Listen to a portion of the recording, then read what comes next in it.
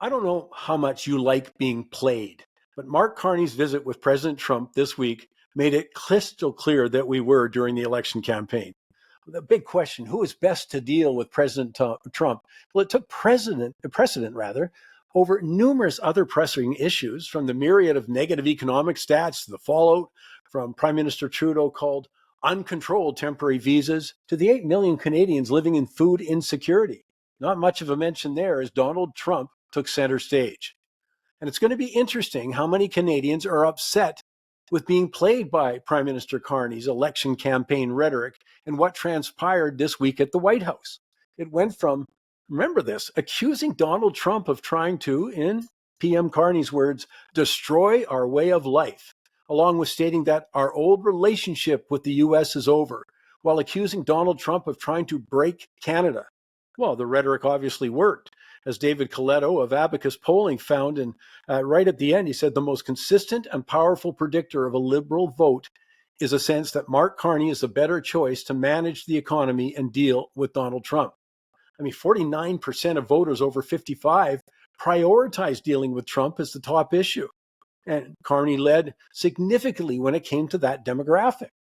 That's why the Liberals constantly played on the Trump fear, talking nonstop about elbows up while painting Pierre Poilievre as the Canadian version of Trump, despite Trump himself stating he'd rather see the Liberals win. And when they're in the Oval Office this past Tuesday, Trump went so far as to give himself credit for the Liberal election victory.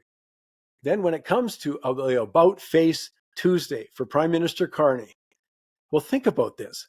From all that rhetoric, he started the meeting by thanking President Trump for his leadership, calling him a transformational president. I mean, really? Thanking him for his leadership and calling him transformational when Prime Minister Carney, in his own words, said he was trying to destroy our country? In what is that what the elbows up crowd had in mind? Well, obviously not. To be clear, I'm not criticizing, by the way, Mark Carney's demeanor in the Oval Office.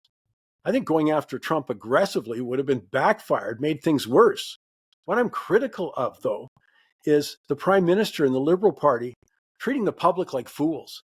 That same mix of calculated messaging and quiet contempt shows up in plenty of other ways. And stay tuned, by the way, for the Goofy Award. I got another prominent example from the campaign. But there's going to be no shortage of takes over the right approach to Trump. Many of them from weak and subservient to strong and calculating. Well, it's going to split along party lines. You know what? I can't resist, though, giving you one example. Dean Blundell is Crier Media News contributor. He wrote in quotes, Donald Trump bent the knee to Canadian PM Mark Carney, begging Canada for friendship, while Carney calmly dismantled Trump's MAGA bluster. Well, by the way, in that meeting, Mark Carney spoke for just over 3 minutes, President Trump for about 29. But now listen to what President Trump actually said. We don't need their cars. We don't need their energy. We don't need their lumber. We don't need anything they have other than their friendship. I didn't see much begging in that one. But what the Oval Office visit should remind us, there is no handling Donald Trump. The key statement in the meeting was Trump's response to a reporter who asked, is there anything Canada could do to get the U.S. tariffs on Canadian goods removed? And Trump responded with, no, that's just the way it is. And that would have been the same answer whether Pierre Poilievre was there, Jagmeet Singh was there, or Howie Mandel. That's the one they would have got. Canada's best hope for a tariff deal is that the mounting backlash from the tariffs, both in the public and Republican ranks, puts enough pressure on President Trump to make a deal.